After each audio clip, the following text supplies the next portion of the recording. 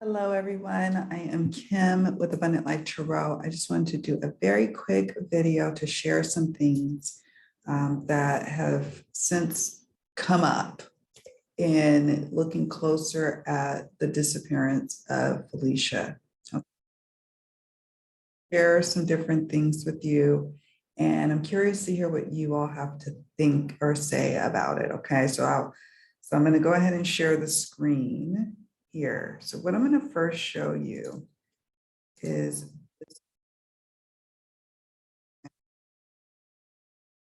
so over here, and I don't know why it's doing that. Okay. The Valley card. I don't know if you can see that I am hovering over the Valley card. Okay. In fact, we have lake, valley, and then grounding here. So now I'm going to show you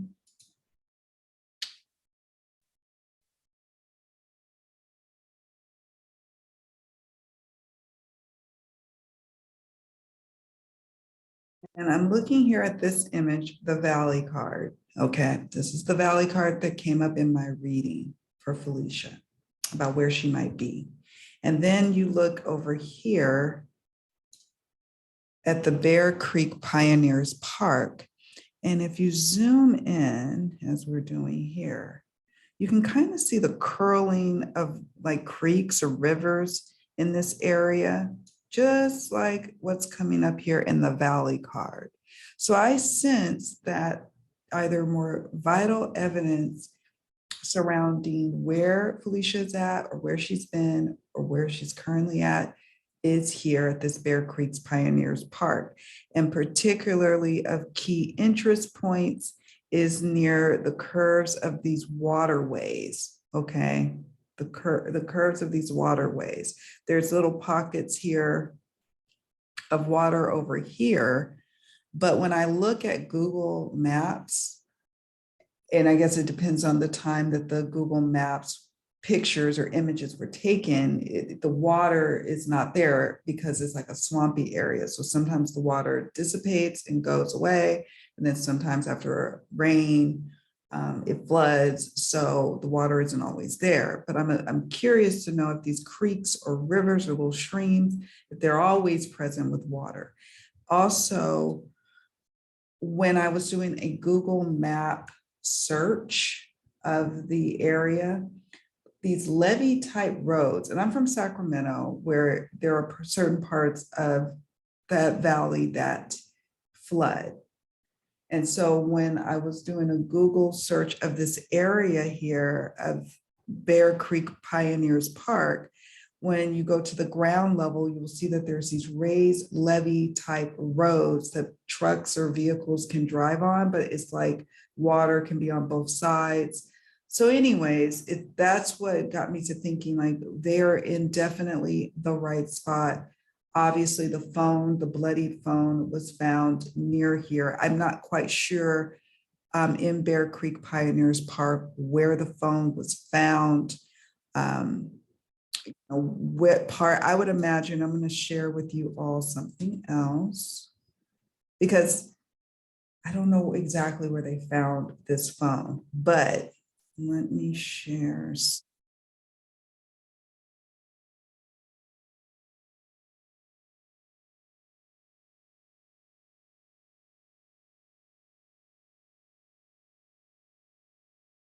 To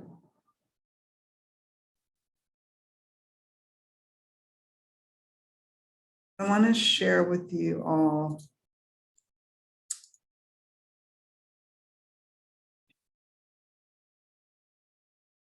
located. But first, let's take a look at the map. So now let me share the screen again.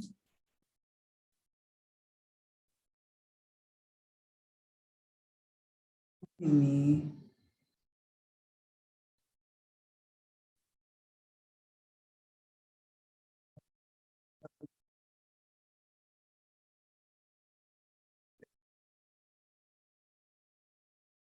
So now what we're doing here is we're taking a look at Google Maps.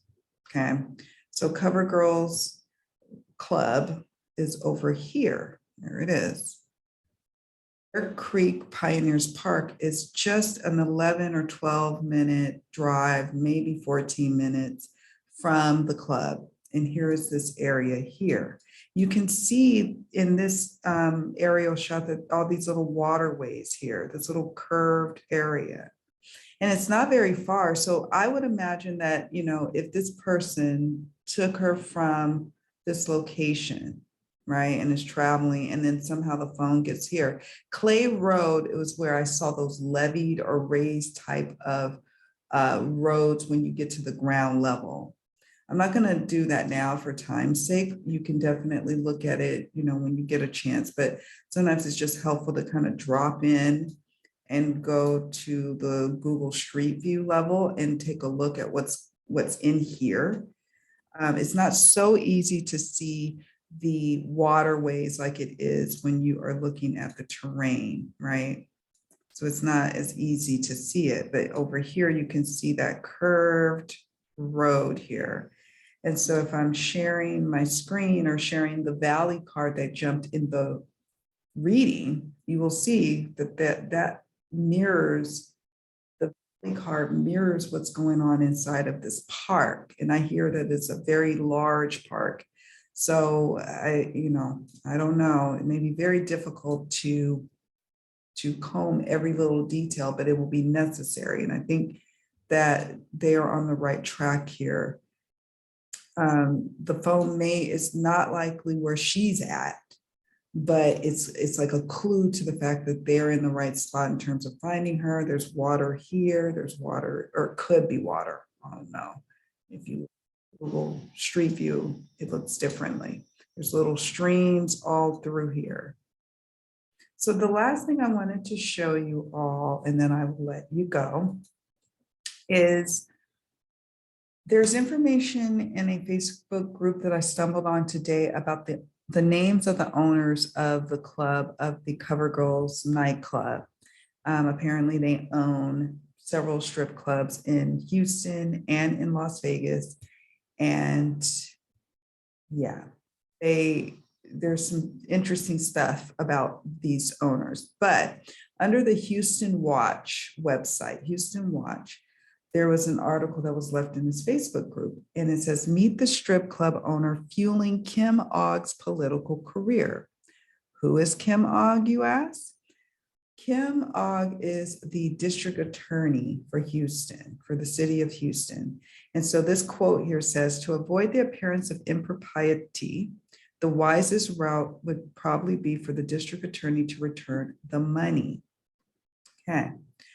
So the top lines of this story, it says, "Since 2017, Harris County District Attorney Kim Ogg has accepted over $25,000 of campaign contributions from Ali Davari, who, along with his brother Hassan, owns a mini empire of strip clubs in Houston and Las Vegas.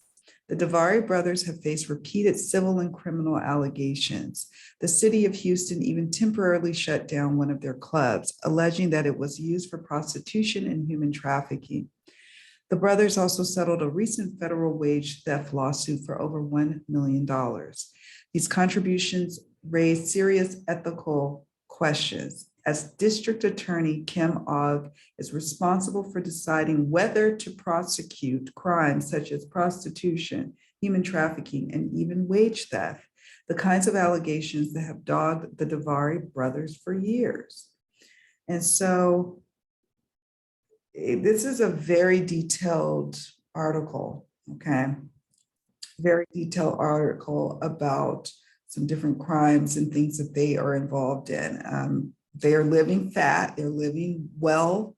They've, Ali Davari, for example, just spent $8 million on a sprawling 35,000 square foot mega mansion and has a mini empire of high profile strip clubs that he and his brother Hassan own throughout Houston. Yet, while the Davari brothers live the dream, dancers who work at their clubs describe more of a nightmarish situation. I made it nightmarish. There's a wage theft lawsuit going on here. They've settled a recent one for over $1 million, but that's not the only thing that they faced, okay? The only thing that's alarming that they face. It says, more recently, the city of Houston temporarily shut down one of DeVary's club's treasures after filing a public nuisance lawsuit against the club, alleging it was rife with prostitution and human trafficking. Through force, fraud, or coercion, pimps caused these women to engage in prostitution, the city alleged, and Treasures knowingly receives a benefit from participating in the prostitution trafficking venture. Lawyers for the city called the DeVary Brothers Club an epicenter of illegal activity and said that the evidence of human trafficking makes this place especially abhorrent. Extortion, credit card fraud, dishing out brutal physical beatings, money laundering. These are also crimes, along with prostitution, human trafficking, and wage theft, that the DeVary Brothers Clubs are alleged to have committed as recently as this year. Given their decades of legal troubles, one might imagine any respected political figure wouldn't touch money from the DeVarys with a 10-foot pole. But herein meet Kim Ogg. Kim Ogg is the elected district attorney of Harris County, Texas, which encompasses the city of Houston. Her literal job is to investigate and prosecute crimes like wage theft, prostitution, human trafficking, extortion, money laundering, fraud, and assault. So they go on and on and on. This is very, very highly concerning. And I'm going to say how all of this ties back to, oh, before I even show you that, let me show you this. This watch has something else that caught my eye. It says, Kim Ogg's office loses unprecedented 3 homicides and 2 sex trials in 8 days. You all need to read that too.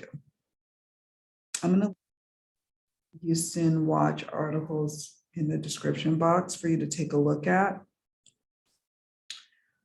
She lost some cases that were like, how did you lose them kind of situation. But I just wanted you all to take a look at that. And now we're going to circle back to why is any of that important? Back over here. Do you remember the lawyer card? Remember the lawyer card that came up? Someone feeling protected, feeling like they don't really have anything to worry about. Remember I said that in the reading?